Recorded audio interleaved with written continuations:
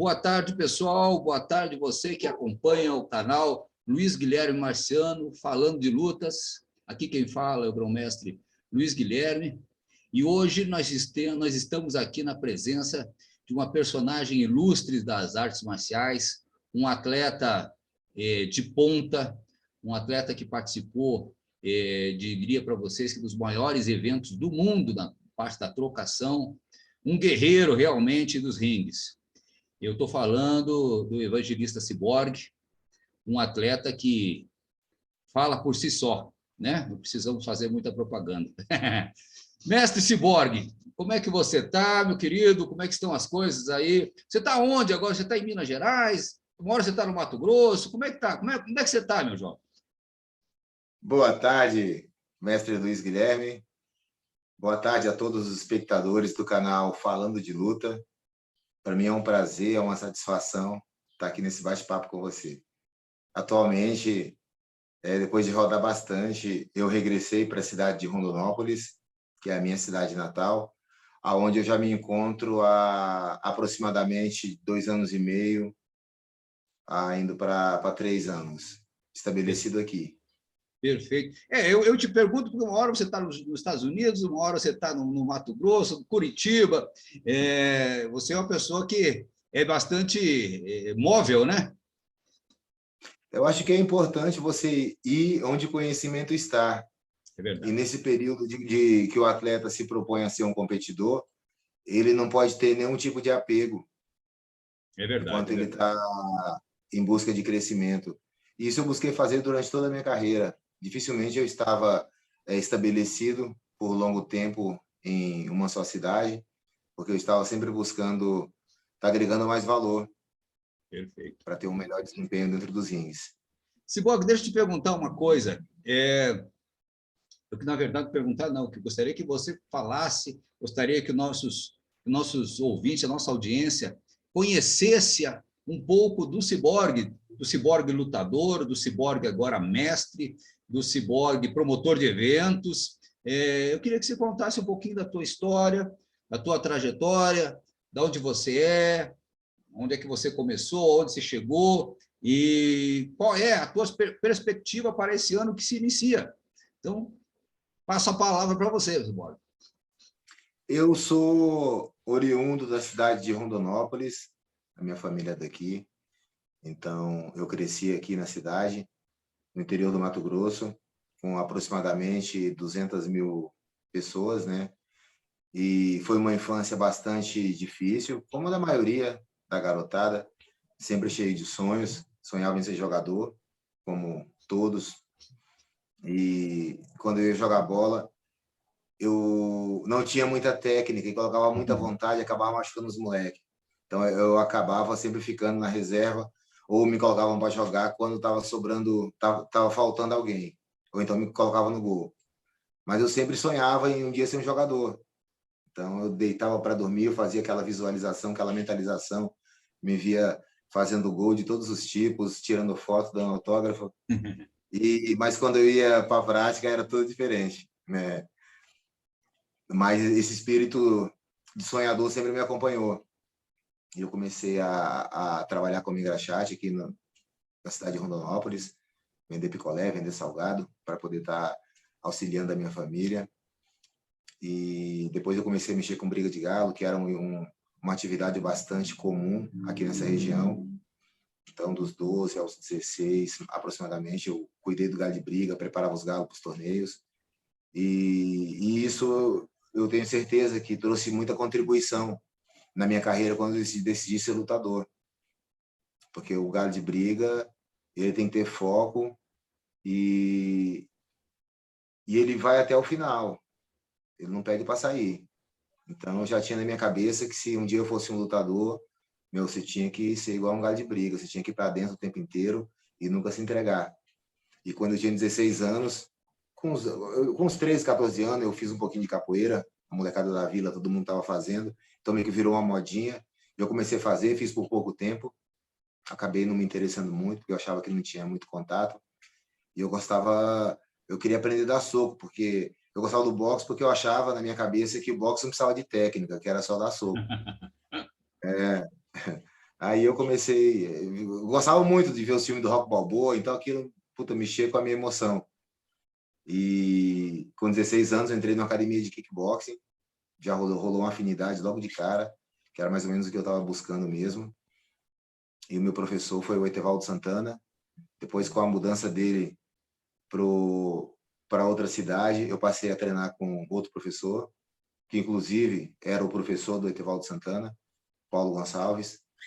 E depois o Paulo Gonçalves, que era uma pessoa que veio de Minas Gerais e estava morando aqui há 10 anos, depois de um tempo curto de treino, um ano mais ou menos, ele regressou para Uberlândia. O Etevaldo regressou para Rondonópolis, quando ele começou a dar aula na Academia Marathon. Nesse período, eu tinha sido campeão brasileiro, lá em Uberlândia, no evento pela UACO, organizado pelo Paulo Zarella. E a partir desse contato com o Etevaldo novamente, eu conheci o Edson Gawa, que era ele veio do interior de São Paulo, era um fisiculturista que mexia com luta livre. Então ele era bem entusiasta assim do Vale Tudo nessa época. Aí ele me falou que ia ter um campeonato de Vale Tudo em Campo Grande. Eu não tinha muita noção, né? Eu peguei, procurei assistir as fitas dos primeiros Ultimate e rolou uma afinidade grande pelo esporte, assim, acho que puta, pelo desafio, né? Porque é um evento que não tinha regra e eu peguei e resolvi me aventurar. A gente treinou um pouquinho de chão ali, um pouquinho de luta livre. Eu tinha o kickboxing como base até então. E nós fomos para a minha primeira luta. Foi dia 7 de setembro de 96, em Campo Grande. Eu consegui chegar na final do torneio, fui vice-campeão. Eu não ganhei o real, mas eu fiquei muito satisfeito, assim, sabe? Eu levantei do ringue, assim, eu estava todo ensanguentado, a galera aplaudindo. Então, aquilo lá, foi nesse momento que eu falei, eu quero ser lutador. E eu fiquei todo orgulhoso, assim, porra, de ter encarado um ginásio lotado. Eu nunca tinha lutado perante um público, com 5 mil pessoas no ginásio, fazer 3 lutas numa noite. Só tinha 18 anos na época. Aí eu falei, meu, é isso que eu quero. Aí, a partir daí, a gente passou a focar bastante no treino de corpo a corpo. Eu já comecei a buscar aprender técnicas de clinch, de joelhada, de cotovelada. Já comecei a migrar para o Muay Thai a partir daí, do ano de 97. E desde então eu tenho buscado aperfeiçoar cada vez mais, porque o esporte, ele deixou, o Vale Tudo, ele deixou de ser apenas um confronto de artes marciais, aonde cada atleta, cada lutador, ele conhecia apenas a sua modalidade. E eu acompanhei toda essa transição, porque hoje é um conjunto de regras que rege o MMA. Ele se tornou um esporte. Você entra numa academia e o cara te ensina MMA, sabe? Tem as suas regras já estabelecidas. Então, eu procurei desenvolver outros recursos que eu não possuía. Procurei estar aperfeiçoando o trabalho de Muay Thai, procurei estar treinando wrestling, procurei estar treinando a luta livre esportiva. Depois eu migrei para o jiu-jitsu também, onde eu consegui me formar nessas modalidades. E permaneci em Rondonópolis até o ano de 2000. Eu já tinha feito 15 lutas de vale tudo e só tinha uma derrota. Eu tinha disputado um campeonato brasileiro no ano de 97 e eu fiz a final com o Pelé, que era bastante popular na época, com bastante experiência. Eu vindo do interior do Mato Grosso, com 19 anos, vou chegar na final de um torneio brasileiro e pegar um cara de nome. Então, para mim, foi gratificante, assim. Eu vi que eu tinha potencial e que eu acreditava. Eu já sonhava em fazer luta no Japão e nos Estados Unidos. Aí eu conseguia as fitas do K1 para assistir nessa época. E eu falava para a galera que um dia eu ia estar no Japão, que eu ia estar nos Estados Unidos. E a galera, sabe como é que é? Há 25 anos atrás, pô, nesse fim de mundo aqui, tipo, virava motivo de piada da galera. Mas eu conseguia visualizar com os olhos da mente. Eu conseguia me enxergar no Japão e nos Estados Unidos. E não me di esforço para isso. Então, a minha filha tinha acabado de nascer nessa época. Eu acho que quem é pai sabe o quanto é difícil você deixar os teus filhos para trás em busca de um sonho, né? E foi o que eu fiz. Eu nunca tinha saído para fazer umas lutinhas fora só e voltado para cá. Mas aqui era a minha zona de conforto. Então, eu procurei me aventurar por lugares inimagináveis. Eu nunca tinha me estabelecido em nenhum outro lugar, não conhecia ninguém fora daqui. Uhum. E quando virou o milênio, eu falei, meu, dá um rumo na vida e é melhor pagar para ver do que você viver se lamentando do que você poderia ter sido, É né? verdade. Eu paguei para ver e, graças a Deus, eu não me arrependo, sabe, de ter passado por todas essas experiências nessas últimas 2 décadas. Ciborgue, eu gostaria de dizer o seguinte, cara, você foi um dos lutadores que mais me impressionou, né? Normalmente, o que impressiona muito na luta, o público em geral gosta do peso pesado, né? Do cara com 120, 130 quilos. Você não era um peso pesado, mas eu lembro como se fosse hoje da tua luta com o holandês, com o Melvin como é que é o nome dele? Manhoef, Melvin Manhoef, né? Melvin Manhoef. Isso. Aquela luta para mim foi icônica, uma coisa assim inimaginável, golpes abertos o tempo inteiro, trocação o tempo inteiro sem descanso, uma coisa assim marcante, né? Para mim assim foi a primeira vez que eu prestei atenção em você lutando, né? Já tinha visto outras lutas, mas aquela luta me chamou a atenção de uma forma assim absurda. Então, aquilo ali, para mim, traduziu o teu espírito, né? Como você disse, galo de briga. Eu fui criador, eu nunca pus os meus galos na rinha, porque eu me apegava tanto a eles, que eu não punha eles na rinha, né? E meu pai era um cara que, ele me dava os galos de presente, só que ele dizia assim, ó, esse galo eu comprei em tal lugar para você, mas não vá pôr ele para brigar. Então, eu, de vez em quando, soltava eles para dar uma batidinha, mas eu não punha eles para lutar. Então, eu entendo perfeitamente quando você fala que mexeu com galo de briga. Galo de briga também é uma coisa apaixonante, principalmente para o lutador, né? É uma coisa apaixonante. Então, eu volto àquela luta lá contra o holandês. Aquilo, para mim, mostrou o teu espírito de guerreiro. Eu até falei no vídeo que eu fiz para você, que você mesmo tem, antes de ter ido para chutebox, você já tinha aquilo que a gente chama de espírito de chutebox, né? Vou morrer, mas não vou me entregar, né? E como é que foi essa luta? Sabe, eu lembro assim dela como se fosse. Mas eu queria ouvir de você. Eu acho que os nossos ouvintes gostariam de ver da sua boca que esteve lá lutando com os melhores lutadores, um dos melhores strikers do mundo, né? E você lutou de igual para igual com ele, perdeu assim por detalhes, né? Como é que foi isso aí? Olha, essa luta, a primeira vez que eu vi o Melvin foi numa edição antes de nós nos enfrentarmos. Eu lutei com Mark Epstein no Cage 14 e o companheiro de treino, o Fábio Piemonte, o Fabião, enfrentou o Melvin. Eu ganhei a minha, acho que o Jean Silva também lutou, da nossa equipe ganhou. E o Fabião não viu a cor da bola com o Melvin. O Melvin deu um atropelo, deu um blitz e conseguiu nocautear ele rápido. Aí eu falei, pô, tem que ficar de olho nesse cara da minha categoria. E falei, já sabe meio que é inevitável, é rota de colisão. Aí o Augusto, desculpa, o Augusto, mestre Augusto, estava no meu corner. Aí já foi louco lá para pedir para fazer revanche, para ele poder lutar com o Melvin, para desafiar o Melvin, para comprar o barulho, né? Porque ele tinha ganho de um membro da nossa escola. Eu pensei, falei, pô, deixa o cara quieto, rapaz. Aí ele foi lá insistir e acabou não virando nada nesse dia. Aí na edição de número 15, eu estava escalado para fazer com o Jason DeLucia, que era um americano do wrestling, né? E o Belfort faria a luta principal com o Melvin pelo cinturão. E num sábado antes do evento, o mestre Augusto me ligou para falar que o Belfort tinha se machucado e que os promotores do evento cogitaram eu fazer com o Melvin pelo cinturão. Aí na hora, pô, dá aquele frio na barriga assim, falei, caraca, tava fechado para lutar com, você já se programa psicologicamente, sabe, estrategicamente por um tipo de jogo, que o cara era mais grappler, o meu adversário, e de repente já pega um psicopata, um strike. Então é uma mudança drástica, tanto de estratégia quanto de estado de espírito. Aí eu falei, pô, foi Augusto, pô, eu pego essa luta. Falei, pode fechar que eu pego essa luta. Falei, eu vou ser campeão desse evento. E na hora já muda o teu comportamento, o teu temperamento já muda, né?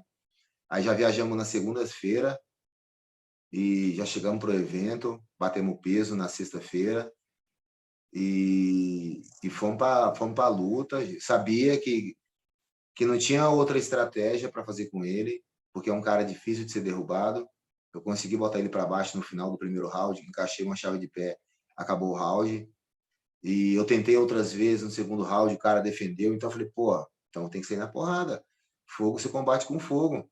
Meu, tem que bater mais do que ele. Então, cada pedrada que ele dava, eu tentava jogar duas em cima da dele, para não deixar ele gostar da luta, não deixar ele crescer. E isso foi porque ninguém parava na frente dele e trocava soco com ele. A maioria dava uma encolhidinha e o cara virava um leão em cima. E uma porrada dele, quando entra, é difícil de parar em pé. Ele provou isso no K1, pô, nocauteou o Mark Hunt É em 30 verdade. segundos. Um cara que até então era inocauteável. O Mark Hunt nunca tinha tomado um nocaute dentro do K1, com peso pesado.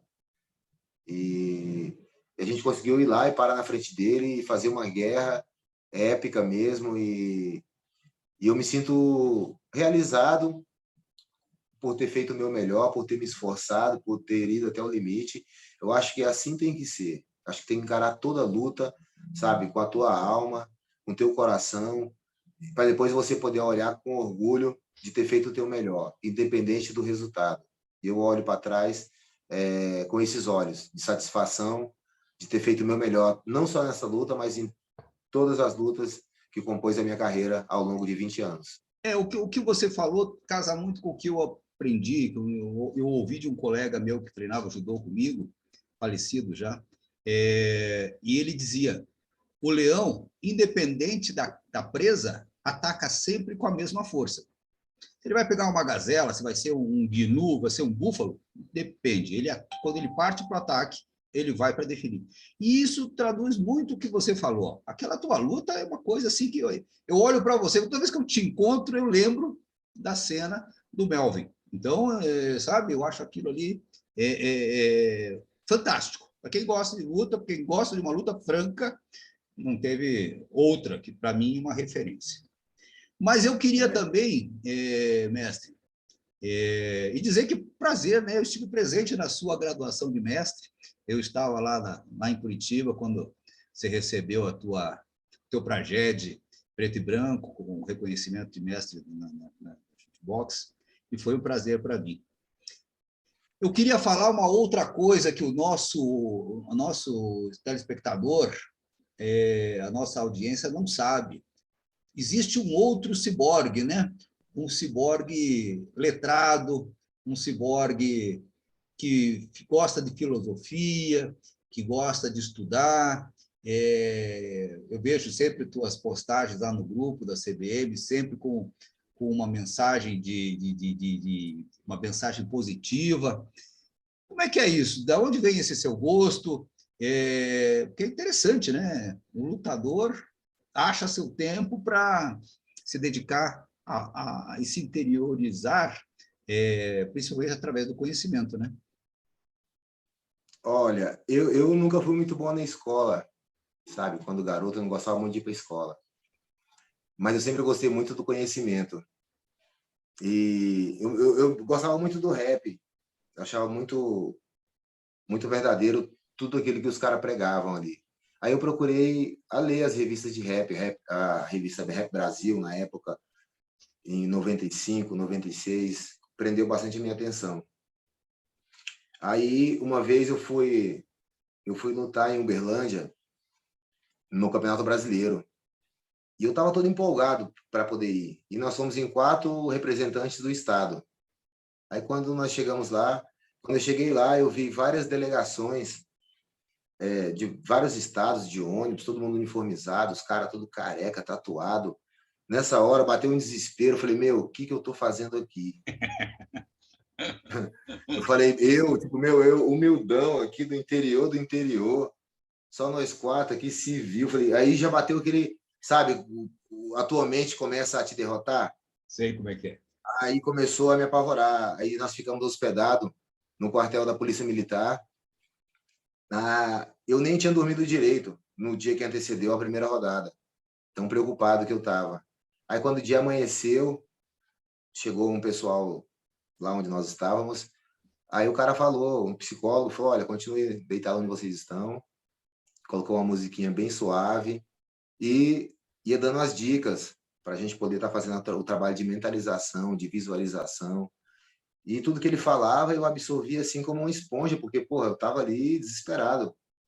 E sei que quando ele terminou de fazer ali esse trabalho de meditação, eu estava transformado, sabe? Eu estava energizado, com muita vontade de lutar e tinha certeza que eu tinha potencial, que eu ia nocautear todo mundo. E eu fui lá e dei 3 nocautes e virei campeão brasileiro. Foi aí que eu vi a primeira vez o poder da mente. É verdade. Isso foi em 96. Aí, em 2000, eu saí de Rondonópolis, pô, não conhecia ninguém, aí apertava as dificuldades. Eu saí com aquele propósito. Falei, meu, eu só volto para cá no caixão, antes de alcançar aquilo que eu saí para poder alcançar. E quando eu entrava em desespero, não tinha quem recorrer. Aí eu ia na Sebo, nessas lojas de livros usados, e procurava livros de autoajuda, os livros dessa linha de psicologia. E eu comecei a ler e aquilo me sustentava. Eu via que as palavras do cara, só a forma com que eu internalizei tudo aquilo que ele estava dizendo, mudou completamente a minha mentalidade e o meu desempenho. Eu vi que eu precisava estar alimentando sempre. Aí eu passei a buscar os livros. E desde então, graças a Deus, eu tenho até agregado esse valor a mais, que se me fez bem, pode fazer bem para muitas outras pessoas. Então, já faz 10 anos que sempre que nós promovemos o nosso exame de graduação, cada aluno, para receber uma camiseta, ele traz um livro. Eu designo lá uma lista com os autores na área de desenvolvimento pessoal, o Robert Chinachique, o Robert Kiyosaki, Joseph Murphy, o Augusto Cury, Napoleão Hill, para a gente ter uma linha sabe, de desenvolvimento pessoal e psicológico, e a gente recebe esses livros e a gente vai montando bibliotecas em todas as nossas academias, em todas as nossas filiais, e oferecendo, além de soco e chute, sabe, que é muito fácil, todo mundo oferece, e oferecer um pouco de cultura, porque eu nunca vi um pássaro voando com uma asa só. Então, se você trabalha só o corpo ou trabalha só a mente, vai haver um desequilíbrio. Então, eu acho que quando você associa a arte marcial com o trabalho de leitura, a gente consegue muitos frutos. Então, eu sempre tomo, aqui, na minha mesa aqui, o Donald Trump. Isso aqui é sobre o socialismo. Esse aqui é gatilhos mentais, psicologia. Então, eu acho que é fundamental. James Allen. É importante. Então, como fez bem para mim, eu tenho certeza que isso vai agregar muito valor, tanto para a arte marcial, para a gente poder quebrar esse paradigma de que, pô, o lutador é todo um bando de ignorante, um bando de burro, não sabe se comunicar, não sabe pensar. Eu acho que a gente tem que mudar e tem que partir de algum lugar, sabe? Foi aí que surgiu essa iniciativa de estar arrecadando livros e a gente está disponibilizando e sendo um exemplo. Se você quer que as pessoas leiam, então seja um leitor. Você está tá trazendo para os seus alunos, está trazendo agora para o nosso público todo aqui, um diferencial. É o que você falou. Nós não somos uns dromedários, uns estúpidos que só sabemos dar soco, levar soco. A gente tem uma mente, a gente tem uma alma que deve ser, como você falou, ser alimentada. Eu concordo plenamente com você. E eu sempre busquei esse equilíbrio, né? Sempre gostei de luta, comecei muito cedo, graças ao meu pai, que sempre mexeu com esporte. Eu comecei judô com 5 anos de idade, hoje estou com 58 anos, ou seja, estou com 53 anos de tatame, né? E fiz tudo que eu queria em termos de luta. Fui estudar, fiz 3 faculdades, mas eu sempre voltei para a luta, e eu diria que metade do meu dia, ou mais da metade do meu dia, é voltado à luta. Mas eu tenho minha vida profissional, eu tenho minha vida social, né? Uma coisa não deve atrapalhar a outra. Pelo contrário, como você mesmo achou um mote aí, eu acho que é por aí mesmo. Gente, este é um pouquinho do mestre Cyborg, uma figura simpaticíssima. Eu aconselho vocês a virem a conhecê-lo pessoalmente, figura que enriquece o nosso saber. E dizer mais uma vez, Cyborg, não podemos ser muito longos no vídeo, porque senão o vídeo não alcança o tamanho, né? Mas vamos ter outras conversas, vamos ter outros bate-papos, que é muito legal. Eu queria, assim, que de forma sucinta você me dissesse qual é a tua visão para 2022, o que você acha que vai acontecer esse ano, como é que serão as coisas esse ano, mestre? Eu acredito, sabe, é aquele ditado, o homem faz os seus planos, mas a palavra final vem de Deus, né? Eu acho que nós temos que fazer nossos planos e temos que pedir a Deus que abençoe esses planos, mas que seja feita a sua vontade.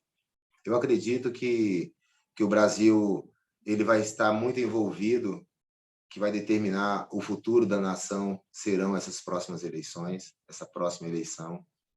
Acho que há uma luta muito grande, aonde todos os brasileiros devem assumir o seu papel, a sua responsabilidade de escolher quem vai tomar conta da vida sua e dos seus entes queridos, sabe? É uma queda de braço, aonde haverá muitas trapaças, haverá muitas coisas obscuras, sabe? E o povo tem que estar do lado da verdade, o povo tem que estar do lado da justiça. Por mais que a justiça está corrompida, a gente tem que buscar o certo e temos que apoiar quem pensa igual a nós.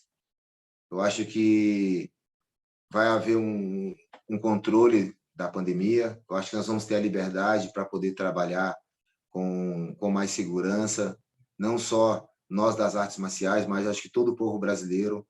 A economia tem sido prejudicada e a gente está sentindo isso dentro dos nossos lares, dentro do nosso estabelecimento de trabalho. Então, vamos orar, pedir a Deus aí que dê consciência ao povo brasileiro para que possa fazer a escolha certa para 2022, para que possa ser controlado, para que o Congresso ele não prejudique o comércio como um todo com esses lockdowns, porque está mais que comprovado que isso não traz nenhum tipo de benefício, pelo contrário, está trazendo malefício para a economia, e o povo precisa trabalhar, cada um tem que cuidar da tua família, sabe? Pedir a Deus aí que nós possamos passar por essa fase aí com bastante fé, com bastante saúde, para que a gente olhe para trás depois e saibamos que faz tudo parte do passado. Então, 2022 é ano de luta. E vamos lutar, mãos levantadas, queixo baixo, e vamos para dentro, lutar por um país melhor. Vamos lutar pela nossa família, pelo nosso trabalho. É o que eu desejo, o que eu espero para 2022. Perfeito. Então, pessoal, vocês que gostam de lutas, vocês que acompanham o canal, espero que vocês gostem dessa nossa conversa. O Mestre Cyborg é uma figuraça, vale a pena vocês que assistiram até o final, tenho certeza que vale a pena vocês passarem para frente, impulsionarem para que mais pessoas possam estar assistindo e conhecendo este ícone das lutas, da trocação, uma pessoa que, como eu disse, é um campeão tanto dos ringues quanto na vida. Mestre Cyborg, foi um prazerzaço conversar consigo. Em breve estaremos novamente, se Deus quiser. Um grande abraço, saúde e cravo. Agradecido pela oportunidade, mestre. Um abraço a você e a todas as pessoas que estão nos acompanhando através do seu canal. Tamo junto.